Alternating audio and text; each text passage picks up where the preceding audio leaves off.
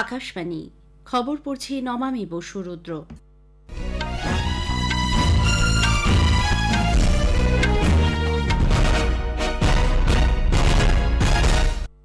প্রথমে বিশেষ খবর। জম্মু কাশ্মীরে বিধানসভা নির্বাচনের তৃতীয় দফা এবং এক দফার হরিয়ানা বিধানসভা ভোটের জন্য প্রচারাভিযান জমে উঠেছে।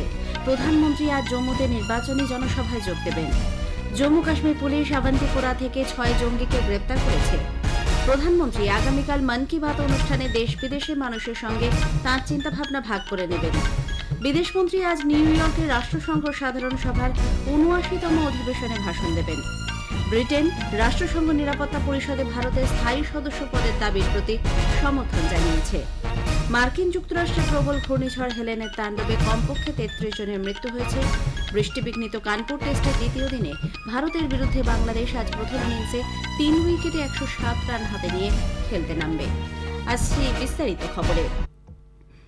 জম্মু কাশ্মীর বিধানসভা নির্বাচনের তৃতীয় দফা এবং এক দফার হরিয়ানা বিধানসভা ভোটের জন্য প্রচারাভিযান জমে উঠেছে। জম্মু কাশ্মীরের চূড়ান্ত দফায় ১ অক্টোবর জম্মু ২৪টি এবং কাশ্মীর ডিভিশনের ১৬টি আসনে ভোট নেওয়া হবে। প্রবীণ বিজেপি নেতা প্রধানমন্ত্রী নরেন্দ্র মোদী আজ জম্মুতে প্রচারে যাবেন। মৌলানা আজাদ স্টেডিয়ামে একটি জনসভায় তাঁর বক্তব্য রাখার কথা। কংগ্রেস নেত্রী প্রিয়াঙ্কা গান্ধীও একাধিক জনসভা করবেন। গতকাল বিজেপির সর্বভারতীয় সভাপতি কেন্দ্রীয় মন্ত্রী জেপি নাড্ডা জম্মুতে র্যালিতে যোগ দেন। শান্তিপূর্ণ নির্বাচনের জন্য আহ্বান জানান তিনি। হিংসা এবং সন্ত্রাসবাদকে বর্জন করে কাশ্মীরের যুবারা জাতীয় স্তরে মূল স্রোতে যোগ দিয়েছেন বলে উল্লেখ করেন শ্রী নাড্ডা। হরিয়ানায় ৯০টি বিধানসভা আসনে ৫ই অক্টোবর ভোট গ্রহণ। বিজেপি নেতা কেন্দ্রীয় মন্ত্রী অমিত শাহ গতকাল আম্বালা, কুরুক্ষেত্র এবং রেওয়াড়িতে জনসভা করেন। ন্যূনতম সহায়ক মূল্যের নামে কংগ্রেস রাজ্যের কৃষকদের সঙ্গে মিথ্যাচার করেছে বলে অভিযোগ করেন তিনি। কংগ্রেসের কুমারী শৈলজাও গতকাল কানালওয়ালি এবং দাবওয়ালিতে র্যালিতে যোগ দেন। রাজনৈতিক স্বার্থ চরিতার্থে বিজেপি কেন্দ্রীয় সংস্থাকে ব্যবহার করছে বলে অভিযোগ করেন তিনি। আম আদমি পার্টি সহ অন্যান্য রাজনৈতিক দলের নেতারাও দলীয় প্রার্থীদের সমর্থনে প্রচার চালাচ্ছেন। জম্মু কাশ্মীর পুলিশ আভান্তিপোরা থেকে 6 জঙ্গিকে গ্রেপ্তার করেছে। এদের সঙ্গে পাক জঙ্গি গোষ্ঠীর যোগসাজশ রয়েছে। ধৃতদের কাছ থেকে প্রচুর পরিমাণে অস্ত্রশস্ত্র, বিস্ফোরক ও আপত্তিকর নথিপত্র উদ্ধার করা হয়েছে। পুলিশ সূত্রে জানা গেছে, পাক জঙ্গি সংগঠন জৈশ-ই মোহাম্মদের বেশ কয়েকজন ওই এলাকায় লুকিয়ে রয়েছে। গোপন খবরের ভিত্তিতে নিরাপত্তা বাহিনী সেখানে অভিযান চালায়। তল্লাশির সময় ধরা পড়ে এই 6 জন। এদের জিজ্ঞাসাবাদ করা হচ্ছে। রাষ্ট্রপতি দ্রৌপদী মুর্মু আজ তেলেঙ্গানা সফরে যাচ্ছেন। রাষ্ট্রপতি ভবন সূত্রে জানা গেছে, শ্রীমতী মুর্মু হায়দ্রাবাদের নালসার আইন বিশ্ববিদ্যালয়ের ২১তম সমাবর্তনে ভাষণ দেবেন। এছাড়াও তিনি সেকেন্দ্রাবাদের রাষ্ট্রপতি নিলয়মে ভারতীয় কলা মহোৎসবে উদ্বোধন করবেন। ৮ দিনব্যাপী কলা মহোৎসবে অরুণাচল প্রদেশ, অসম, মণিপুর, মেঘালয়, মিজোরাম, নাগাল্যান্ড, সিকিম এবং ত্রিপুরা শিল্প সংস্কৃতি, রন্ধন শৈলীর বৈচিত্র্য প্রদর্শিত হবে। ৮টি রাজ্যের রাজ্যপাল ও বিভিন্ন কেন্দ্রীয় মন্ত্রীরা এই অনুষ্ঠানে যোগ দেবেন। সংসদে বিভিন্ন স্থায়ী কমিটির কাজকর্ম দেখার জন্য দপ্তর গঠিত হয়েছে। বিজেপির ভর্তৃহরি মহতাব অর্থ বিষয়ক প্যানেলের মাথায় থাকবেন। অন্যদিকে বিদেশ মন্ত্রক বিষয়ক কমিটির পৌরোহিত্য করবেন কংগ্রেসের শশী থারুর। প্রতিরক্ষা বিষয়ক স্থায়ী কমিটির চেয়ারপারসন হচ্ছেন প্রাক্তন কেন্দ্রীয় মন্ত্রী রাধামোহন সিং। অন্যদিকে বিজেপির রাজ্যসভার সাংসদ রাধামোহন দাস আগরওয়াল স্বরাষ্ট্র সম্পর্কিত স্থায়ী কমিটির পৌরোহিত্য করবেন। এনসিপির সাংসদ সুনীল তাতকারে পেট্রোলিয়াম ও প্রাকৃতিক গ্যাস সম্পর্কিত কমিটির নেতৃত্ব দেবেন। অন্যদিকে শিবসেনা শ্রীরাং আপ্পা বার্নে শক্তি বিষয়ক কমিটির সভাপতিত্ব করবেন। কংগ্রেস সাংসদ চরণজিৎ সিং চান্নিকে কৃষি, পশুপালন ও খাদ্য প্রক্রিয়াকরণ কমিটির প্রধান করা হয়েছে। গ্রামোন্নয়ন ও পঞ্চায়েতি রাজ কমিটির চেয়ারম্যান করা হয়েছে কংগ্রেসের সপ্তগিরি উলাকাকে। 5টি সংসদীয় স্ট্যান্ডিং কমিটিতে পশ্চিমবঙ্গের 6 বিজেপি প্রতিনিধির নাম ঘোষণা করা হয়েছে। এদের মধ্যে আছেন তমলুকের সাংসদ তথা প্রাক্তন বিচারপতি অভিজিৎ গঙ্গোপাধ্যায়, রানাঘাটের সাংসদ জগন্নাথ সরকার, জলপাইগুড়ির সাংসদ জয়ন্ত রায়, রাজ্যসভার সাংসদ শ্রমিক ভট্টাচার্য, পুরুলিয়ার সাংসদ জ্যোতির্ময় সিং মাহাতো এবং মালদা উত্তরের সাংসদ খগেন মুর্মু। প্রধানমন্ত্রী নরেন্দ্র মোদী আগামীকাল আকাশবাণীতে মন কি বাত অনুষ্ঠানে তাঁর চিন্তাভাবনা দেশ বিদেশের মানুষের সঙ্গে ভাগ করে নেবেন। এটি হবে মাসিক এই বেতার অনুষ্ঠানের ১১৪তম পর্ব। ওই দিন বেলা ১১টা থেকে আকাশবাণী ও দূরদর্শনের সমস্ত চ্যানেলে শোনা যাবে প্রধানমন্ত্রীর মন কি বাত।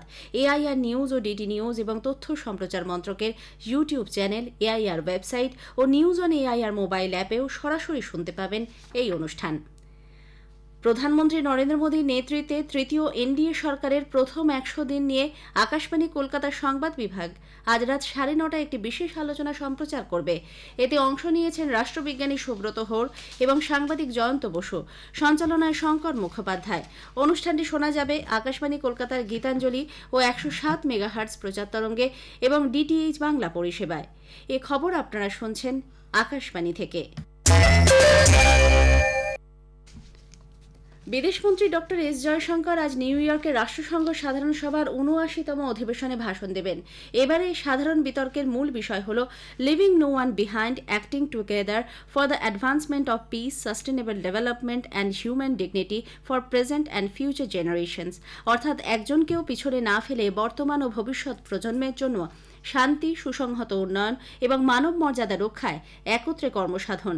বিদেশমন্ত্রী ৭৯তম সাধারণ সভায় ভারতীয় প্রতিনিধি দলের নেতৃত্ব দিচ্ছেন। গতকাল জয়শঙ্কর ভারত, লাতিন আমেরিকা ও ক্যারিবিয়ান সম্প্রদায়গুলির গোষ্ঠীর সেলাক বিদেশমন্ত্রীদের বৈঠকে যুগ্মভাবে সভাপতিত্ব করেন। ডিজিটাল জনপরিকাঠামো, স্বাস্থ্য, পরিবেশ বান্ধব শক্তি এবং দক্ষতা বৃদ্ধি নিয়ে তাঁদের মধ্যে কথা হয়েছে।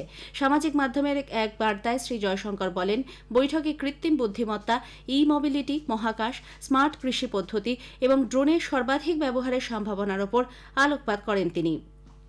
মূল অধিবেশনের ফাঁকে ভারত ক্যারিকম বিদেশমন্ত্রীদের বৈঠকেও শ্রী জয়শঙ্কর যোগ দেন। একই সঙ্গে তিনি উত্তর ম্যাসেডোনিয়া বিদেশমন্ত্রী টিমকো মুচুনস্কির সঙ্গে দ্বিপাক্ষিক বৈঠক করেছেন। ব্রিটিশ প্রধানমন্ত্রী কিয়ার স্টারমার রাষ্ট্রসংঘ নিরাপত্তা পরিষদে ভারতের স্থায়ী সদস্য পদের দাবির প্রতি সমর্থন জানিয়েছেন। নিউ ইয়র্কে গতরাতে রাষ্ট্রসংঘ সাধারণ সভার ৭৯তম অধিবেশনে তিনি রাষ্ট্রসংঘের সংস্কারের পক্ষে জোরালো সওয়াল করেন, যাতে আন্তর্জাতিক বহুপাক্ষিক ব্যবস্থাকে আরও বেশি প্রতিনিধিত্বমূলক করে তোলা যায়। একই সঙ্গে আফ্রিকা, ব্রাজিল ও জাপান ও জার্মানিকেও নিরাপত্তা পরিষদে স্থায়ী সদস্যপদ দেওয়ার সমর্থনে সওয়াল করেন ব্রিটিশ প্রধানমন্ত্রী। রাষ্ট্রসংঘ সাধারণ সভার অধিবেশনে ভুটানের প্রধানমন্ত্রী শেরিং তোবগেও ভারতকে নিরাপত্তা পরিষদে স্থায়ী সদস্য করার জন্য জোরদার সমর্থন জানান। তিনি বলেন, দক্ষিণে বিশ্বে ভারতের উল্লেখযোগ্য নেতৃত্ব ও অর্থনৈতিক বিকাশের কারণেই নিরাপত্তা পরিষদে এই দেশ স্থায়ী সদস্যপদ লাভের জোরালো দাবি রাখে। তাদের উন্নয়নে সব রকম সহযোগিতার হাত বাড়িয়ে দেওয়ার জন্য শ্রী তোবগে ভারতের প্রতি কৃতজ্ঞতা প্রকাশ করেন। ভারত সামাজিক স্বাস্থ্য নির্ধারক এসডিএইচ আরও উন্নত করার ব্যাপারে তাদের প্রতিশ্রুতির কথা পুনর্ব্যক্ত করেছে। নিউ ইয়র্কে রাষ্ট্রসংঘ সাধারণ সভার ৭৯তম অধিবেশনে G20 যৌথ অর্থ স্বাস্থ্য টাস্কফোর্সের উচ্চ পর্যায়ের বৈঠকে ভারত এই মত ব্যক্ত করে। স্বাস্থ্যক্ষেত্রে বিনিয়োগকে গুরুত্ব দিতেই এই অধিবেশনের আয়োজন করা হয়েছিল। স্বাস্থ্য প্রতিমন্ত্রী অনুপ্রিয়া প্যাটেল অধিবেশনের প্রধান বক্তা ছিলেন। স্বাস্থ্যক্ষেত্রে বিনিয়োগের জন্য এসডিএইচ এর প্রয়োজনীয়তার ওপর আলোকপাত করেন তিনি। ইসলামিক স্টেটের বিরুদ্ধে আমেরিকার চলা সেনা অভিযান আগামী বছরের মধ্যে শেষ করার ব্যাপারে ইরাক সরকারের সঙ্গে চুক্তি সম্পাদন হয়েছে বলে মার্কিন যুক্তরাষ্ট্র ঘোষণা করেছে। গতকাল মার্কিন দপ্তর সূত্রে জানানো হয়, ২ দফায় ইরাকে মোতায়েন সেনাবাহিনী প্রত্যাহার করে নেওয়া হবে। চলতি মাসের গোড়া থেকেই এই প্রক্রিয়া শুরু হয়েছে। তবে কিছু সংখ্যক মার্কিন সেনা সেদেশে থাকবে, যাতে আইসিস বিরোধী অভিযান চালিয়ে যাওয়া যায়। মার্কিন যুক্তরাষ্ট্রের প্রবল ঘূর্ণিঝড় হেলেনের তাণ্ডবে কমপক্ষে ৩৩ জনের মৃত্যু হয়েছে। স্থলভাগে আছড়ে পড়ার পর এই ঝড় কিছুটা দুর্বল হয়ে পড়লেও এর তাণ্ডবে ব্যাপক ক্ষয়ক্ষতির আশঙ্কা করা হচ্ছে। ৪০ লক্ষেরও বাড়ি ক্ষতিগ্রস্ত। বহু ঘরবাড়ি ও ব্যবসায়িক প্রতিষ্ঠান নিষ্প্রদীপ। জর্জিয়া, ফ্লোরিডা, উত্তর ও দক্ষিণ ক্যারোলিনা এবং ভার্জিনিয়ায় এই ঘূর্ণিঝড়ে ব্যাপক প্রভাব পড়েছে। জর্জিয়ায় ১১৫টি বহুতল এতটাই ক্ষতিগ্রস্ত যে সেখানকার বাসিন্দারা আটকে পড়েছেন। তাদের নিরাপদে উদ্ধারের কাজ চলছে। ঘূর্ণিঝড় আছড়ে পড়ার আগেই মার্কিন রাষ্ট্রপতি Joe Biden Florida, Georgia, ২ Carolina ও আলাবামায় জরুরি অবস্থা ঘোষণা করেন। কানপুরের গ্রিন পার্কে ভারত ও বাংলাদেশের মধ্যে বৃষ্টিবিঘ্নিত দ্বিতীয় ক্রিকেট টেস্টের দ্বিতীয় দিনে বাংলাদেশ আজ প্রথম ইনিংসে ৩ উইকেটে ১০৭ রান হাতে নিয়ে খেলতে নামবে। গতকাল বৃষ্টির ফলে মাঠ ভিজে থাকার কারণে নির্ধারিত সময়ের ১ ঘণ্টা পর খেলা শুরু হয়। ভারত অধিনায়ক রোহিত শর্মা টসে জিতে বাংলাদেশকে ব্যাট করতে পাঠান। খারাপ আলোর কারণে মধ্যাহ্নভোজের বিরতির পর ৯ ওভার খেলা হতেই ২ ফিল্ড আম্পায়ার সাময়িকভাবে খেলা বন্ধের সিদ্ধান্ত নেন। এরপর বৃষ্টি শুরু হলে আম্পায়াররা দুপুর ৩টে নাগাদ প্রথম দিনের খেলা স্থগিত করে দেন। বেঙ্গালুরুর কান্তিরাভা স্টেডিয়ামে আজ আইএসএল ফুটবলের ম্যাচে মোহনবাগান সুপার জায়ান্ট বেঙ্গালুরু এফসির মুখোমুখি হবে।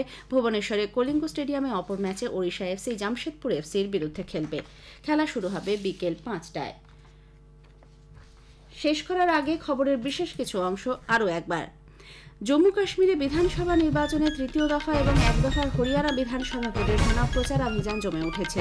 প্রধানমন্ত্রী আজ জম্মুতে নির্বাচনী জনসভায় যোগ দেবেন। জম্মু কাশ্মীর পুলিশ আওয়ান্তিপুরা থেকে 6 জঙ্গিকে গ্রেপ্তার করেছে। প্রধানমন্ত্রী আগামীকাল মন কি বাত অনুষ্ঠানে দেশ বিদেশের মানুষের সঙ্গে তাঁর চিন্তাভাবনা ভাগ করে নেবেন। খবর শেষ হলো।